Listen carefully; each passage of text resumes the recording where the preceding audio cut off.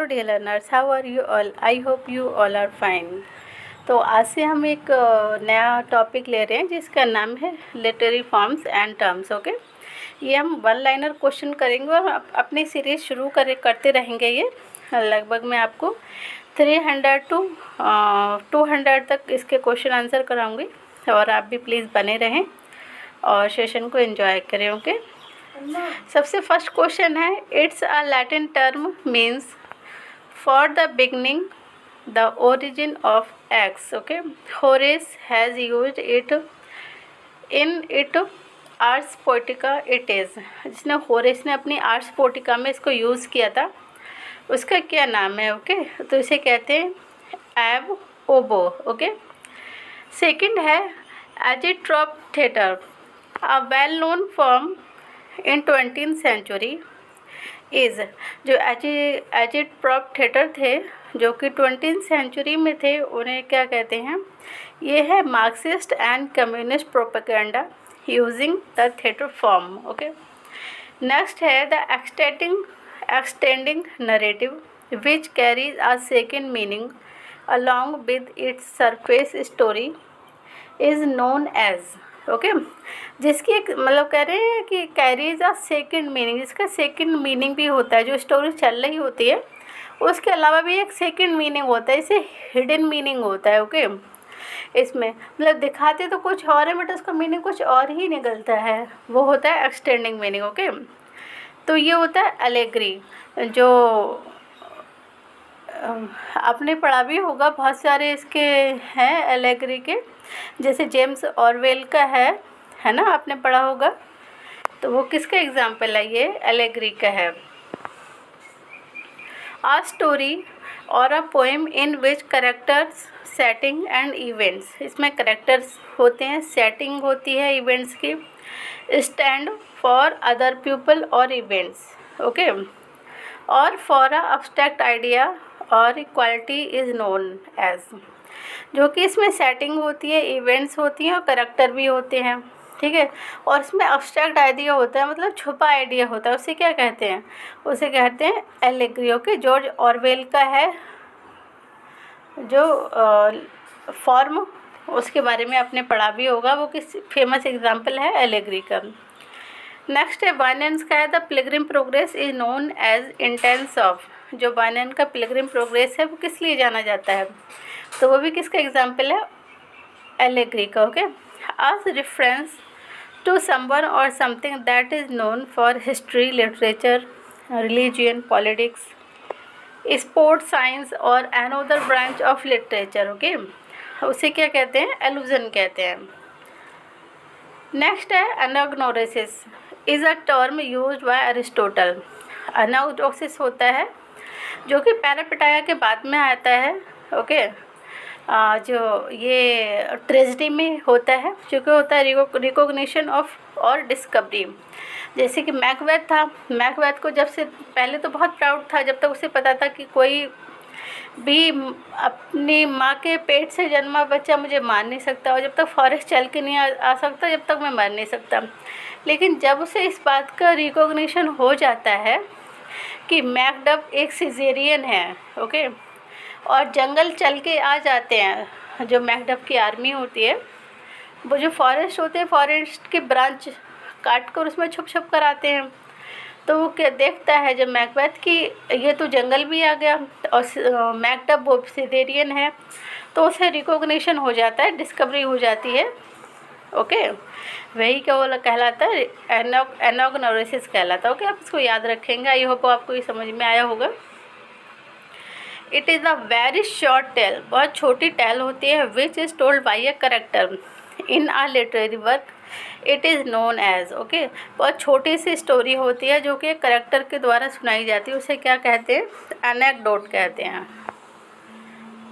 A chronicles which deal with events year after years. Okay, एक chronicles होता है जो डील करता है साल के बाद, मतलब सालों सालों तक जो डील करता रहता है क्रॉनिकल, उसे कहते हैं annals. Okay, a major character who stands directly opposite to the protagonist. Protagonist वो कहते हैं हीरो को। ओके, वो करेक्टर से कौन सा करेक्टर होता है जो कि हीरो के बिल्कुल अपोजिट होता है, तो वो क्या होता है, एंटी हीरो, मतलब गद्दार, उसे बोलते हैं antagonist. Okay, protagonist hero, antagonist villain. It is a kind of metonymy. Metonymy is the name of thing of another, in which an epithet or phrase take the place of a proper name. Okay, the title corporal is used for Napoleon. जो title है ना corporal, किसी Napoleon के लिए use किया जाता है, इसे क्या कहते हैं, एंटोनोमेसिया। 12 नंबर क्वेश्चन है, the ward, the iron lady, the king are the example of literary term. That is, the ward है, the iron lady, the king, ये किसके एग्जाम्पल हैं, तो ये है एंटोनोमासिया। इसे कोई क्या कहते हैं, मेटोनमी भी बोलते हैं। ओके, इसे मेटोनमी भी बोलते हैं, the iron lady. Question number 13 है, the term used for the use of an old or absolute word, idiom or form is archaism. Okay, जो बहुत पुराना हो चुका है, एब्सोल्यूट मतलब बहुत पुराना या ओल्ड है, उसके लिए एक वर्ड यूज़ किया जाता है, वो क्या है, archaism. Art for art sake, question number 14 है, आर्ट फॉर आर्ट शेक, ये बहुत इंपॉर्टेंट है, ये मोस्ट ऑफ पूछ भी लिया जाता है। इज़ एसोसिएटेड विद, ये किस मूवमेंट से जुड़ा हुआ है, आर्ट फॉर आर्ट शेक ये स्लोगन है। ओके, तो किससे है, the aesthetic movement. Okay, it is a short speech which is heard by the audience, the speaker express to audience his private thought. क्या है, इस पर स्पीकर की शॉर्ट स्पीच होती है, विच इज़ हियर, जो सुनी जाती है, बाई, जो ऑडियंस के द्वारा सुनी जाती है, दो स्पीकर एक्सप्रेस करता है। ओके, हिज प्राइवेट थाउट को, जो अपने उसके प्राइवेट थाउट होते हैं, वो ऑडियंस के सामने स्पीकर उसको एक्सप्रेस करता है। What other character not to hear it, लेकिन जो और करेक्टर होते हैं स्टेज पे, वो इसको नहीं सुन रहे होते हैं, कह सकते हैं वो उसको ऐसे प्रेटेंड करते हैं जैसे उसको सुन नहीं रहे। जैसे स्टेज पे एक प्रोग्राम कोई प्ले चल रहा है, तो एक करेक्टर है, वो सामने ऑडियंस से बात कर रहा है, ऑडियंस को कुछ बता रहा, बट जो अदर करेक्टर है ना, वो ऐसे प्रेटेंड कर रहे हैं जैसे कि वो उसको नहीं सुन रहे हैं। वो क्या कहलाता है, असाइड कहलाता है। और असाइड का के अलावा एक सॉलिक्यू होता है। सॉलिलॉक्यू क्या होता है कि स्पीकर की इंटरनल थाउट, ओके, जो उसके अंदर के थाउट क्या है, उसको जब वर्ड्स दे दिए जाते हैं, वो होता है सॉलिलोक्वी। जैसे हैमलेट के हैं, टू बी और नॉट टू बी, इनको कोई सुन नहीं रहा होता है। ओके, लेकिन उसके क्या, वो अंदर के थाउट होते हैं, वो अपनी ज़ुबान से नहीं बता रहा होता बोलकर, ये कोई उसकी स्पीच नहीं, बस उसकी थाउट है, इनर थाउट है। ओके, तो उसके बोलेंगे सॉलिलोक्वी, और असाइड को बोलेंगे जो स्पीकर होता है ऑडियंस के सामने आकर अपनी प्राइवेट थाउट देता है, मतलब और करेक्टर को नहीं पता उस प्ले के, बट ऑडियंस को पता होता है। जैसे ओथोलो में है, आइगो की स्पीच है ना, तो आप इसको समझ सकते हैं। क्वेश्चन नंबर 16 है, saint Augustine confession, okay, and Rousseau's confession are earliest instance of, मतलब ये जो सेंट ऑगस्टीन का कन्फेशन है एंड रूसियो का कन्फेशन है, किस चीज़ के सबसे पहले एग्जाम्पल है। ओके, तो ये है ऑटोबायोग्राफी। ये लास्ट पीजीटी एग्ज़ाम में पूछ लिया था, तो आप इसको याद रखेंगे।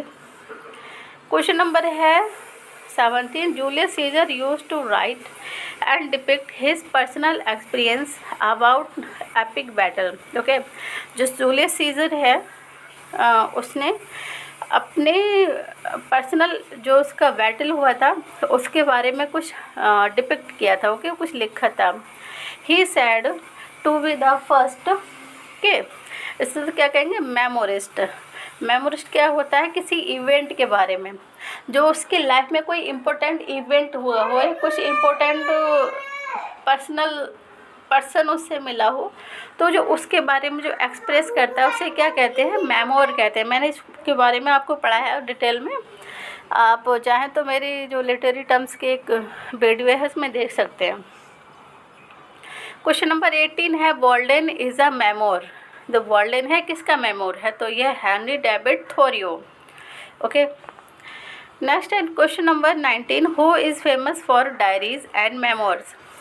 डायरी और मेमोर के लिए कौन फेमस है? ओके, तो है सैमुअल पेप्सी। सैमुअल पेप्सी वही है जिसने 4 एजेस को कवर किया था। ओके, बहुत इंपॉर्टेंट है, मैंने पढ़ा चुकी हूँ, आप इसको देखें, आपको पूरा इसके बारे में समझ आ जाएगा। Whose letter are famous. Letter किसके फेमस हैं? तो यह पोस्टन फैमिली। ओके, ये एक फैमिली थी, इसके लेटर सबसे ज़्यादा फेमस हैं। तो आई होप ये वीडियो आपको पसंद आई होगी। आज हम इतना ही रखते हैं और मैं सीरीज़ आपके लिए कंटिन्यू रखूँगी। कंटिन्यू में आप एवरीडे 20 क्वेश्चन ऐसे वन लाइनर लाती रहूँगी और प्लीज़ आप इसको ज़रूर देखें, लाइक करें और शेयर और सब्सक्राइब करें। Thanks for watching.